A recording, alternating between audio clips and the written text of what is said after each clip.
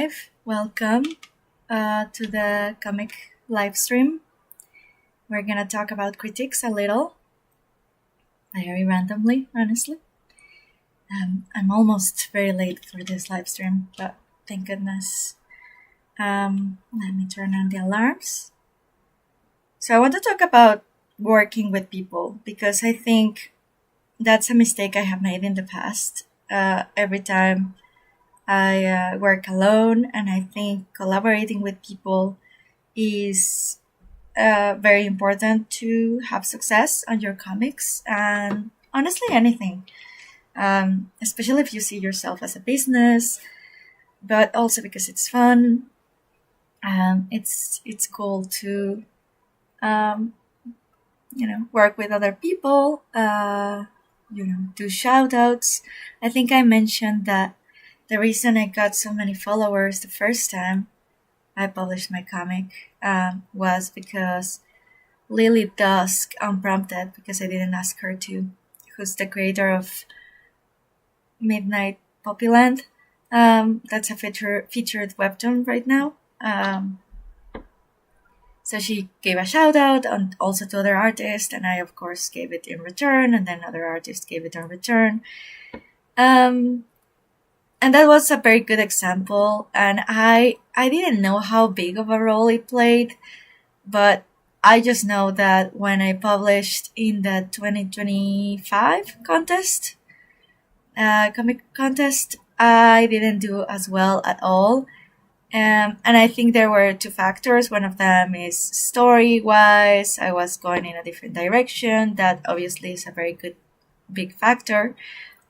People love princesses after all, and I started with a princess last time, and now I'm starting more with a girl that has powers. Still political conflict, but maybe a beautiful princess would be good. People like Chinese court inspired stories, and I'm going to include that in my story, but it's just only a part of it.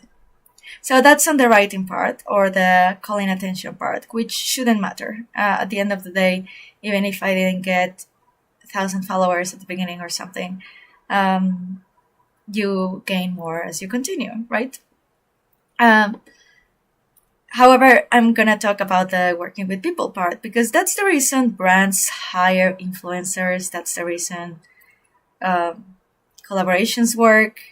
It's a very, very effective and efficient way to show your comic in front of lots of people that are already on the same platform. So there's no friction to be had. Already fans of comics. They're literally waiting to have more comics to read, which is a great audience. It's like ready for your story. It's very different if you want to market comics for someone that's just not interested in that. That's what's called a target audience.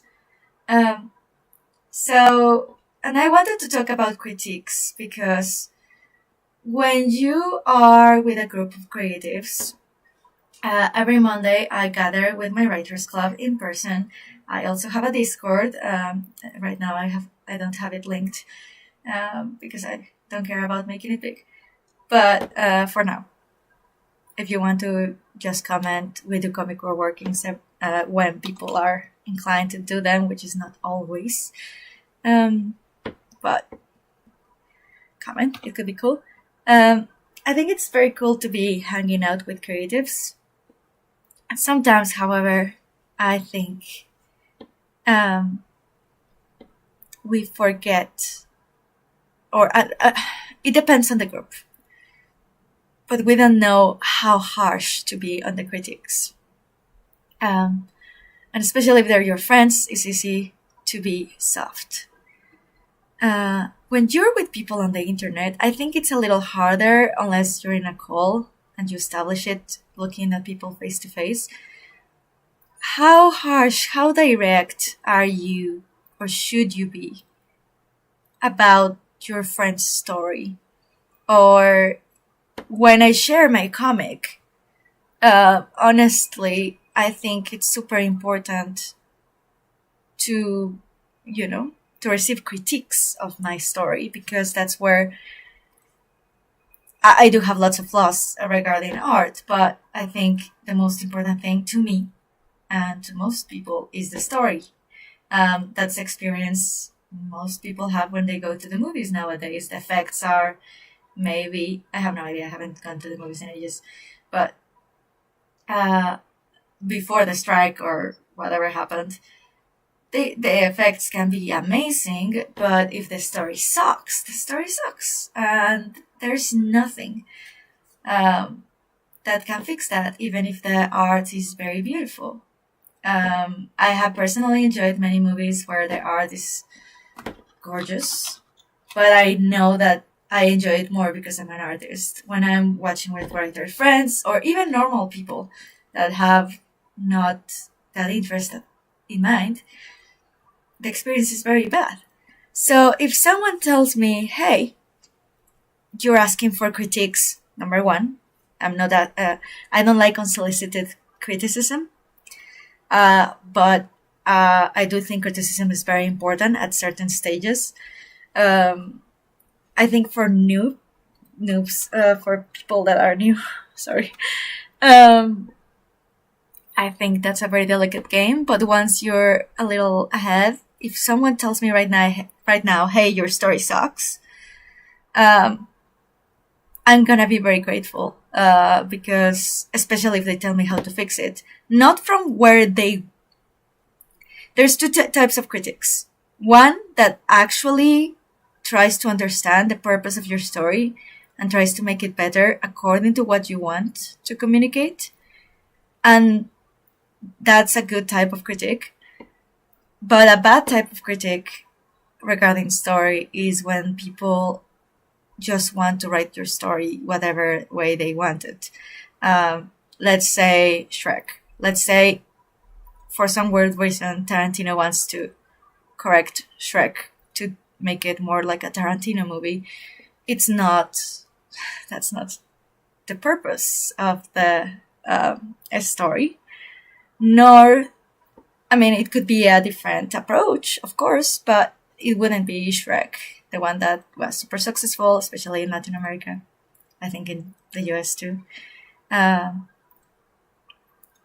Just, there's so many people that get their own egos in the critique, but they are even useful if you get enough critics. Like, if you only get one or two, it starts to be a little biased. But if you get many, that's the best.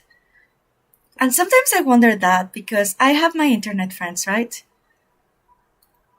And my favorite story from my friends is called Perennial Print by Charm.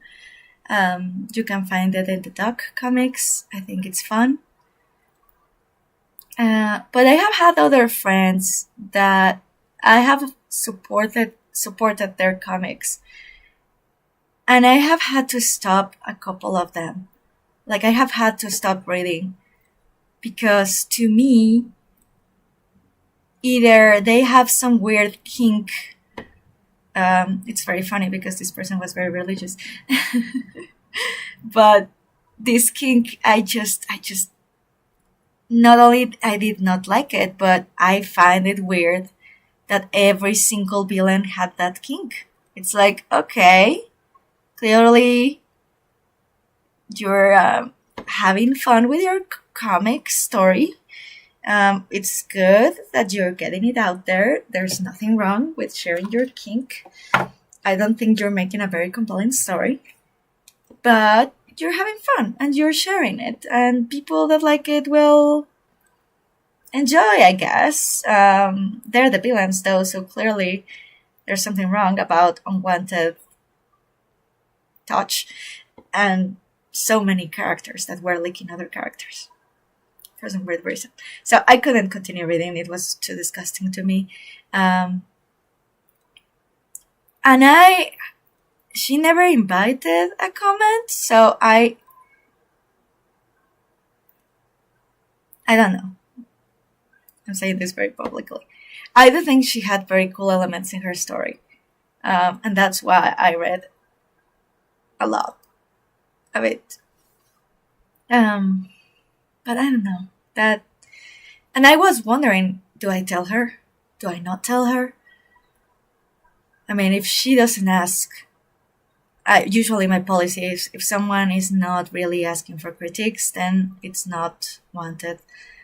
And I don't think they're trying to do something like a full-time job or something.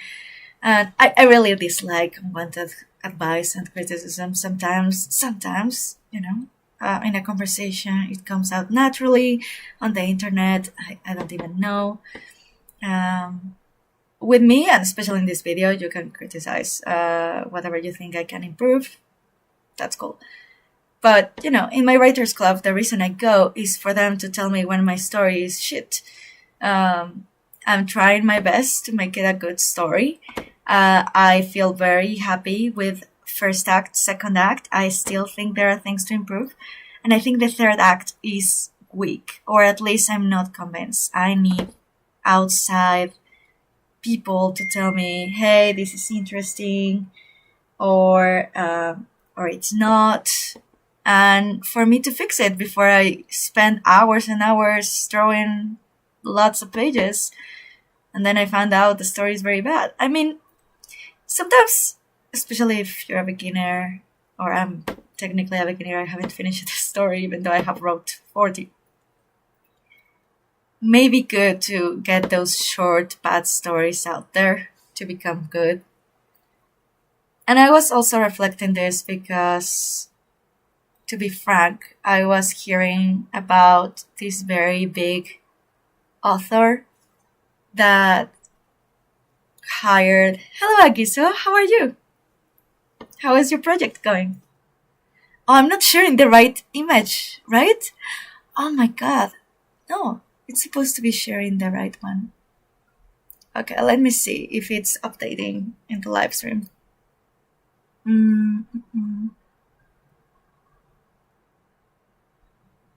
I wonder. Oh no, yeah, it's sharing. Okay. I see.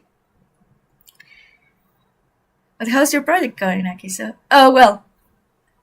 I forget what I was talking about, but I was talking about the importance of... Oh, and this very famous author wrote their novel.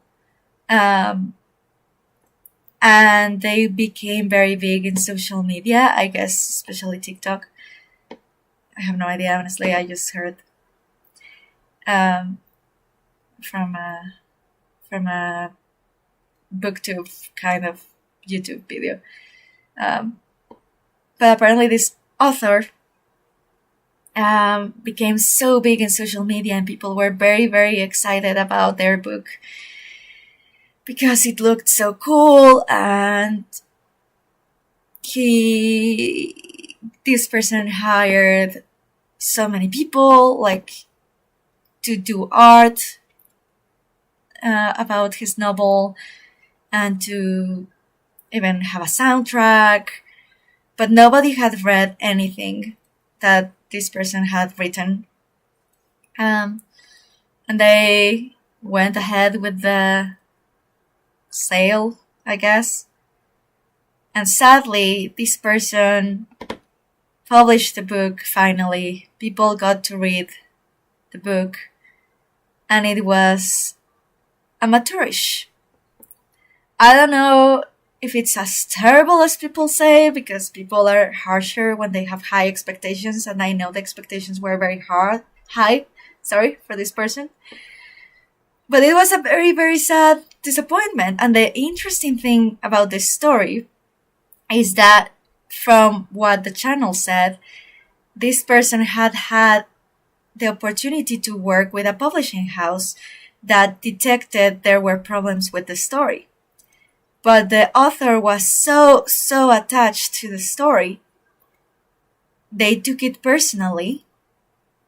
I'm not saying the publishing house was right sometimes, but when you have beta readers that are only your friends, or they only like what you like, it's hard to know if you're actually writing something good. And I'm saying this as someone that writes... I have many bad stories, and even this one that you're watching right now, I had I hired, I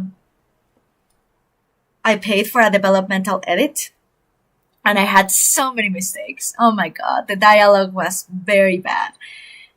When I was writing it, I don't know, I was talking almost therapy speech. It was so bad, and I could tell we had a whole conversation. There were so many mistakes I had. And I think the story is now better thanks to the critique. And one of the funniest critiques that could have hurt my feelings, but I just found funny because I know this is not personal. I know this is, I was prepared for this. I was prepared to be like, I want this story to be good, so I need to recognize what parts are bad. But yeah, this person said that my dialogue was like a bad soap opera from Chile. Uh, and yeah, I can see that. The dialogue was rough. The characters were not as fleshed out. And then I had spent so much time editing the story that I needed someone else outside of myself. And I still need people. And this is a short story. I cannot imagine with a longer one. But I think this is so important. And if you just want to publish a fun comic, it's fine too. It doesn't have to be a masterpiece. My story is not gonna be a masterpiece. It's not Shakespeare. It's just a fun, cute story, I hope. With some darkness, but, you know, not trying to be a lampo here or anything. Just sometimes you love stories that are not necessarily the best literature, let's say. And they're still your favorite and they're still special to your heart.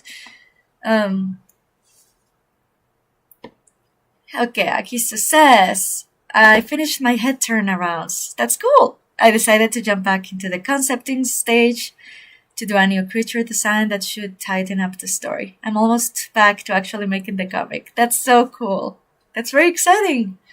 And also with a full-time job. That's very, very, very cool. Very good work.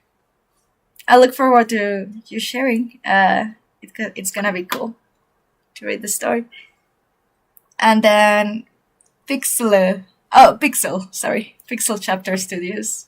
Thank you so much. I'm glad you're liking the drawings.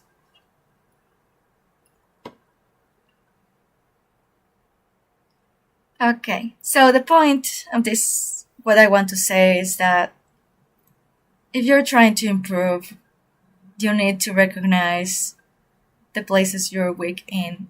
I'm not saying all the time, because I do think that sometimes people that give unsolicited criticism, sometimes their criticism is very good, even if they're being rude as fuck.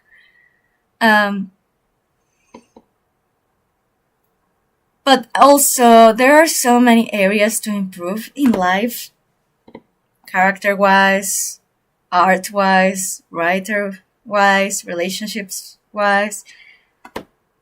And sometimes you cannot do everything. Sometimes, if you're overwhelmed, that's not the moment to be improving, let's say. Sometimes it's the important thing is to survive and to continue drawing. But, well, I just wonder if I'm working with someone and they share their story with me, my ideal person, I guess I have lots of friends for this, so it's not like I'm expecting more, is someone that's willing to improve, or they're working in something. They don't have to ask for my critique, because I'm not the best editor or anything, honestly.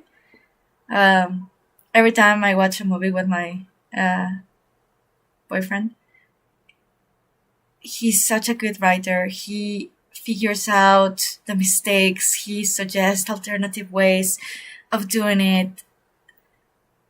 And it just comes to him because he has trained his skill to do so, besides the talent he already has. And I think that's very, very cool. I don't have that. I recognize that. I have learned a lot because I have studied a lot. But I'm more of an artist than a writer. I have worked more in the art part most of my life. And I have worked also on the writing part. So I haven't been like, I'll just write. Which, there's people that they just write and they do amazing things. I'm in awe of those people. I personally, I need an outline. I need something, because I can definitely write an interesting story, but I'm not gonna finish it because at one point I'm gonna recognize I have no idea where I'm going. And then I'm gonna stop, which is not how you do a story that's in any way successful. At least finish it, right?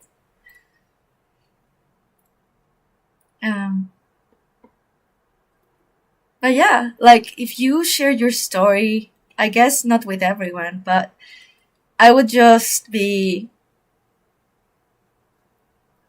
I think I have very basic instincts, but the more you hear just many people, and if, let's say you're showing your story to 10 people, and the 10 of them are confused about chapter 1 or something, then you know there's something wrong with chapter 1, right?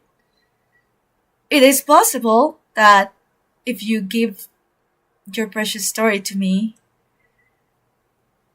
let's say I don't understand something, but I'm the only one that doesn't understand it, then maybe I'm dumber about it or something. So the more you have people on your side that can read this and be honest, I think that's the ideal. I just think it's very regrettable, that famous author case that I have just mentioned, because it seems that this person had worked on their story for like 10 years. So I think it's very easy to be working on something for a very, very long time, and what if it's not good? I mean, it is fine if that's why people recommend do short comics at the beginning or do short stories, because even if they're bad, you're getting it out there. You're learning on the process. And I do think there's nothing wrong with obsessing with the story for years. I do think every iteration is actually a form of learning. But at the end of the day, you're gonna publish, right? Or at least most people that were watching this, or with understanding, it's fine if you're doing it just for yourself. But if you're gonna publish, people are gonna have opinions. So no matter how close to your heart it is right now, and I'm saying this as someone that hasn't fully published this, I mean, it's on Patreon, but I'm gonna publish it when I have more pages, everywhere for free. And some people are gonna hate it. And some people are gonna tell me, hey, you wrote this like shit. And I'm gonna know that I did everything I could by hiring people to tell me if it's trash. By asking friends and family, yes, but also people that do not love me that much. And thank goodness that my boyfriend is a good writer, and he's direct. So I'm so glad. My mom always is like, you write wonderfully, which is not very reliable, but thank you. If she's confused, I do know there's something wrong. But also people that don't like my story, period. And I'm gonna have to dissect which criticism was useful, which one is not, because obviously not all criticism is useful too. Some of them fall into this flaw, I would say, which is a lot of fun. It's a lot of fun to listen to a story and do this semantic connection in your brain, like, your story reminds me of this. And sometimes it has nothing to do. It's like, oh, it also has a dog. Okay. it also has an orphan. I mean, really? Have you read like one book in your life? Okay. There's definitely stories that do resemble others, and it's worth commenting it sometimes, but sometimes I feel people just don't read enough and they're just saying they're similar just because they don't know much. I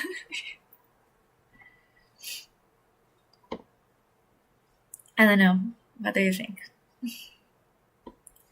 When people do their Disney conspiracy theories about Tarzan, for example, I'm like, yeah, these people don't even know there are Tarzan books, which is fine. But I wouldn't. I mean, they're having fun. It's fine. Sometimes you also need to remember what's important. Not everything is that serious. Okay. But yeah.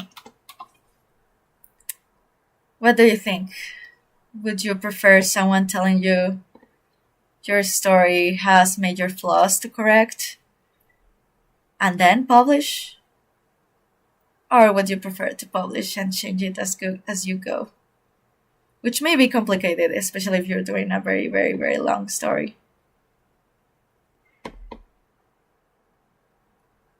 And would you react that way if an editor, someone that's trained in stories, tells you, hey, you should fix this? And maybe you want a second opinion, that's fine. That editor could be very bad. The more opinions you listen to, I would say, it's good. But well, it's also important to not be paralyzed. It's such a balance, right? You're like, oh, I cannot do anything until this person revises my story. And that may take forever, and you do need to publish the story at some point. But I wonder that for some of my friends as well. I mean, in the Writers Club, there's no issue. We tell each other the truth. We're very gentle about it. We're very kind. But at the very same time, you can see their reactions. They're a little bit too kind, maybe, which I don't think it's bad. I think that's how you start. And then once you want something more serious, honestly, put money in it a little bit. Just that's why I paid the developmental edit. I found the person that did it from this Writers Club. There's so many collabs that have come out from this club. It's been very, very cool.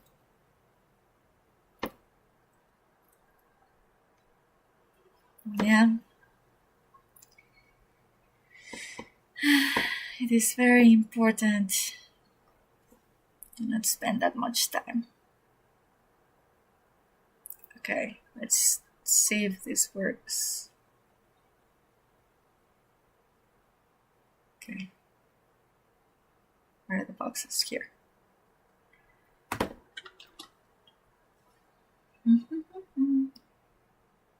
Okay, so if criticism comes with some actual solutions or options with explanations, then it's good. I agree. When it conflicts with specific direction choices you're trying to get across, it's tough. Or for setups for later on. Yeah, there's definitely criticisms that come because the person that's reading your story doesn't know where you're trying to go. Of course. In the Writers Club, there's always that situation where people are like, hey, you haven't done X. And maybe the author is like, oh, yeah, I'm planning to do it later in the story. And it's like, okay. But I also think even bad criticisms can be good. Sometimes. Like one suggestion I got that I think maybe was a little useless, but I'm like, is that my story reminded them of a movie that's way darker. It's a Mexican movie. I haven't even watched it.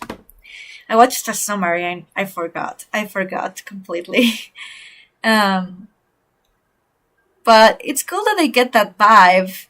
That's what I took from that. It's like, okay, my story has nothing to do with this movie, but they did get a vibe of something possibly dangerous, even if I'm doing the art so happy right now. So that's good. That's what I want. I want a little bit of suspense from them. A little bit. I'm not saying it's a horror story. It's not. But enough so they're intrigued. Like, why is this very cute girl a threat? Or what's gonna happen? I want that. So even if the advice, watch that movie in case it helps, wasn't particularly useful, you can still get something. And I have gotten I come, well, I come from Mexico. Mexican people can be rough. They can be very direct, especially men certain age, certain generation. Yeah, they confuse sometimes assertiveness with lack of empathy. But still, even though I consider them assholes and I don't want to hang out with them that much, and then they wonder why, I still learn from them. I could give triggering examples to other people, but I'm the type of person that always gets something good out of criticism. However, also I do face constant criticism, and that can get tiring. So I do think there's a very delicate balance here, especially online unsolicited criticism. That's why I didn't tell this person, hey, your kink is a little weird to me. They were happy doing their comic, so not my place. They didn't ask for that. They like their kink of people being leaked. And that's fine. It's their story. They're not harming anyone. I'm just not gonna read it. But people that like that are gonna read it. And it's fine. I just didn't know. I think I just wanted a mature warning or something that tells me, hey, I thought your story was going this direction and it's going this other direction. And the main writing advice I learned from Brandon Sanderson courses, if you have watched them, they're for free on YouTube. I watched the older version. There's a newer version. And Brandon Sanderson is a very successful writer, whether you like him or not. He does well. I do like him. And one of the best advice I got from him is that at the end of the day, when people purchase or start to read your story, you're promising something to them. If you're telling them, hey, it's a romance story, then I'm promising you a happy ending with two people. If I'm promising you a romantic tragedy or just romantic story, then you don't know if it's going to be a happy ending. You may cry a lot. You may have romance, the story, but the genre itself already is telling you what it is about. Romeo and Juliet by William Shakespeare is actually called the tragedy of Romeo and Juliet. People knew what they were getting into. Not every detail. But the title itself, the genre, tells the audience, hey, me as an author, I'm making you a promise. If you're reading this story about aliens, then there's gonna be aliens. And if I promise you aliens and there's no aliens in the movie, then you're gonna be disappointed, which is not good. So yeah, when you're doing a promise to your reader, you better try to fulfill it. That's the bare minimum. Like I said, I'm not making a promise of a masterpiece. I'm making a promise of just a cute story with some drama. And I'm gonna obviously put the genres, try to market it as well as possible, modify the colors if it's necessary. I have already done that a little. And I have been giving my story to as many people as possible in script form, or even just telling people that care about me, or the writers club, that not everyone cares about me. There's a big group, and thank goodness they have very different tastes than me. Many of them don't even read comics, but they can have this notion of, hey, I know you're doing this visually, but it's still very slow when you tell us. And I have to take that into account. To not spend 20 years in a story, that's terrible. As much as possible, right? I think people get very sensitive about their stories, and that's very understandable, especially when you're starting out. There's a moment definitely for that. I was more sensitive when I was little, but I remember one of my first criticisms I got was from my grandfather, and it was a very good criticism. I think I have talked about this ad nauseum, though, so I'll stop. But just the fact that I cared more about the art and I hadn't learned anything about writing. I was so confused about how to do that, because I would just do the comic, and I have pages and pages of comics. I would just draw, and the drawing would take me. But I didn't know how to make it interesting. Art. I have notions. I have watched movies. But I didn't know. Just reading a book like Save the Cat or Story by Robert McKee. Save the Cat by Blake Snyder. I started with Story. I think Blake Snyder it is fun how you can do it like a little formula, kind of. And at the same time, you also go with the flow in some parts. But it's fun when you start analyzing the stories. And that's one of the reasons I don't care about spoilers as well. I think I learn a lot. Obviously, I try to not have many spoilers, but if they happen, I'm like, you know what, I'm learning about story. I do think people like my boyfriend that write very well and they watch the movies so critically do diminish their enjoyment a little. He himself has said that. But at the same time, I'm glad that I don't have that. But I also admire it. It's like, okay, wow, you're capable of thinking of way better ways to do this. Meanwhile, I think, oh, that's the way it is. Sometimes I get too much on the side of the author, and I understand where they're coming from. Like, okay, they didn't have the budget to make this extra scene. Okay, that's the way it is. But if you think about, if they had the budget, this extra scene could be very good too. But you know,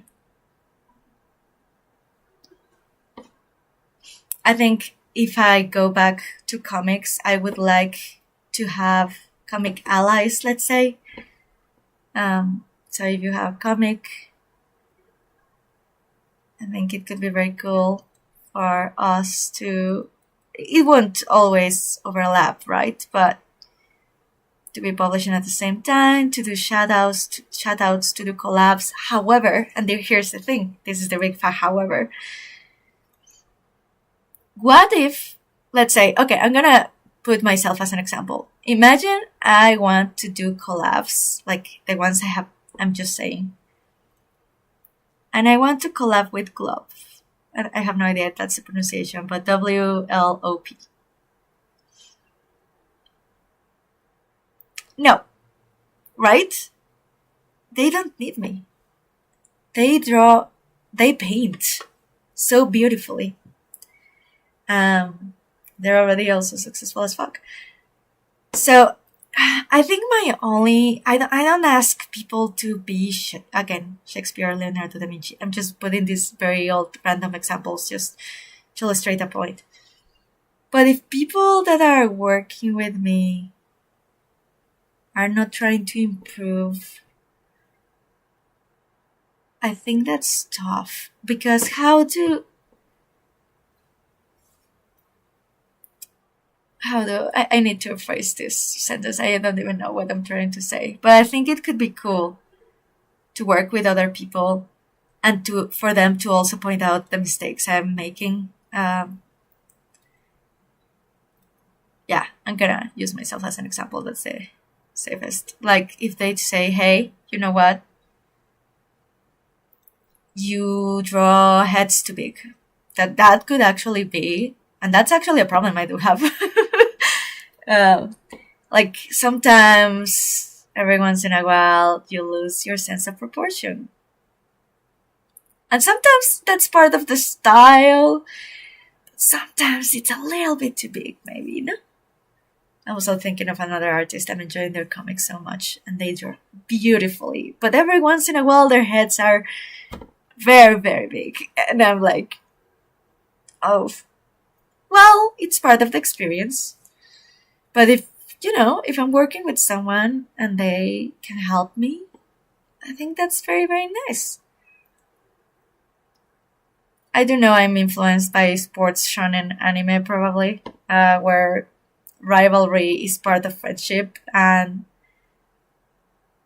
them telling you, hey, you have this big mistake here, as part of our already established communication, and not all the time again. I think that's very cool. And hopefully, because of that, I can make a better story. Actually, her head is indeed too big, right? Talking about. I mean, it's part of the anime style, but I'm not seeing it, so I'm gonna do this, of course.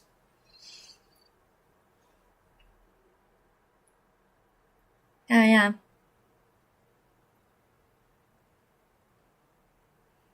Let's see. The live stream is extending a little. I guess I was just inspired about this topic. Because with my real friends, again, they do accept criticism. And sometimes it also depends on what they're trying to do. Maybe they're just doing a short random story and it doesn't have to be improved. It's just to be experienced or to have fun. That's also valid. Not everything will be published or finished, even. There's one friend that's doing an exercise where she has to write a poem every week, I think, with only one syllable. It's like they have to do emphasis on it. And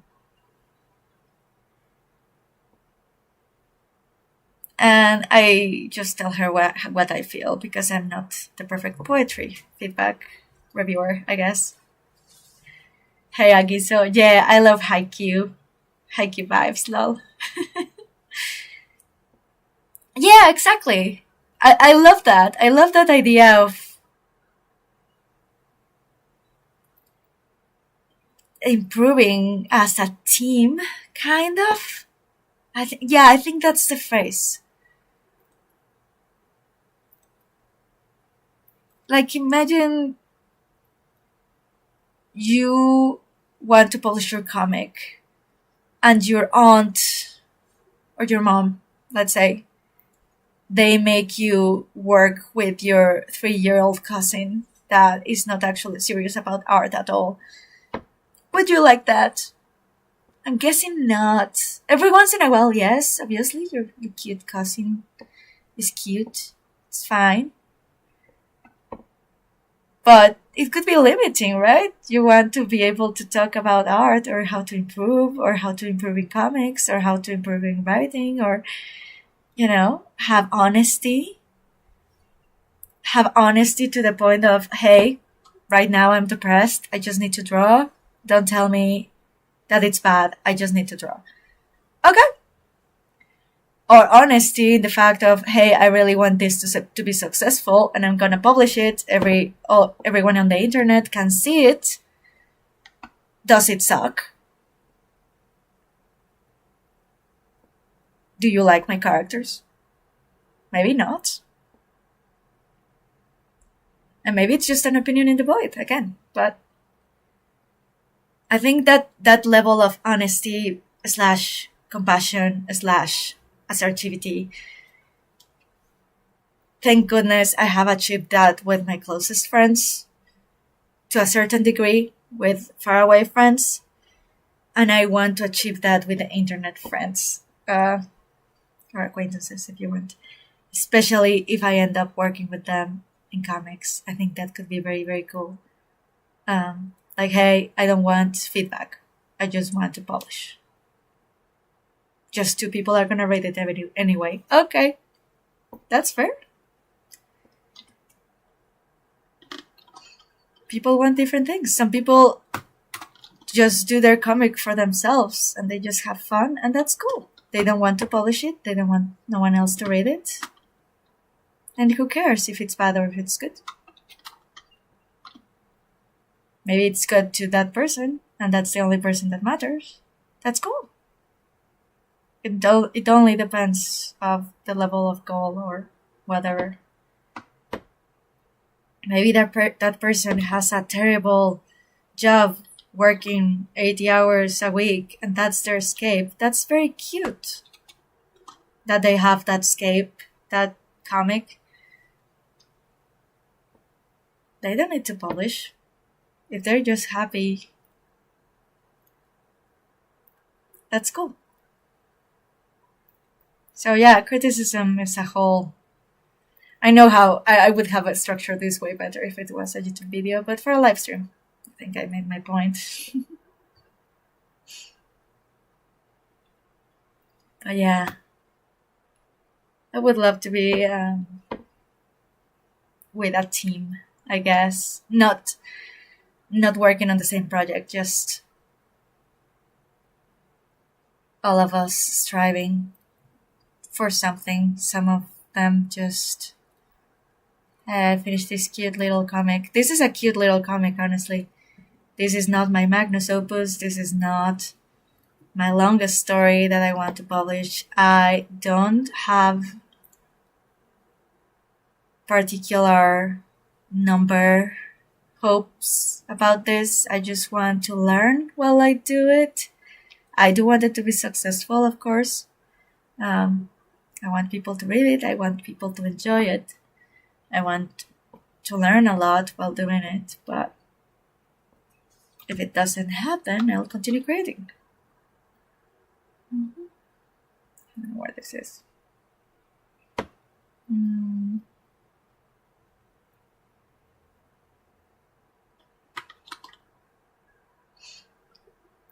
Honestly, the examples I have sometimes for criticism I have received in Mexico City, because there's many Mexican people that think that they're helping you by just constant